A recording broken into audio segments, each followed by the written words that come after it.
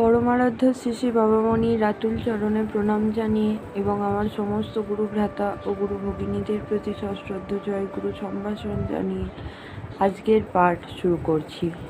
ওম অখণ্ড সংহিতা বা অখণ্ড মণ্ডলেশ্বর শ্রী শ্রী স্বামী স্বরূপানন্দ পরমহংসদেবের উপদেশ বাণী সপ্তম খণ্ড। ঈশ্বর স্বতঃসিদ্ধ। শ্রী শ্রী বাবামণি বলিলেন, কিন্তু মজা এই ঈশ্বর নেই, এই কথাটাই প্রমাণ করা আবশ্যক হয়। ঈশ্বর আছেন এ কথা কোনো প্রমাণের অপেক্ষা রাখে না। ঈশ্বর আছেন এটা যেন স্বতঃসিদ্ধ ব্যাপার। মানবের সৃষ্টি যেই দিন, তার ঈশ্বর মানার সৃষ্টিও সেই দিন।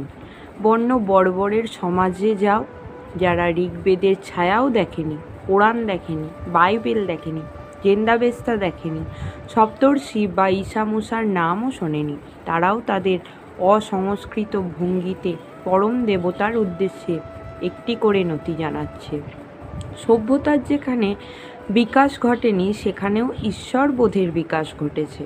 জগতের সকল ধর্মগ্রন্থ কুড়িয়ে কাঁচিয়ে এনে সমুদ্রে ফেলে দাও, সকল ধর্ম মন্দির অগ্নিতে দগ্ধ করো, সকল আস্তিক দিগকে জ্যান্ত কবর দাও, তারপরে 2000 বছর ধারাবাহিকভাবে বাধ্যকর শিক্ষা প্রণালীর ভিতর দিয়ে বালক বালিকাদিগকে নাস্তিক্যবাদ শিক্ষা দাও।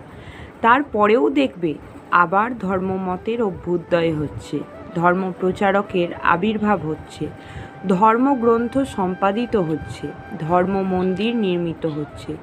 সমুদ্রের জল, অগ্নির শিখা, জীবন্ত সমাধি শেষ পর্যন্ত নিষ্ফল হয়ে গিয়েছে, কারণ ঈশ্বর স্বতঃসিদ্ধ, তিনি প্রমাণ সিদ্ধ নন।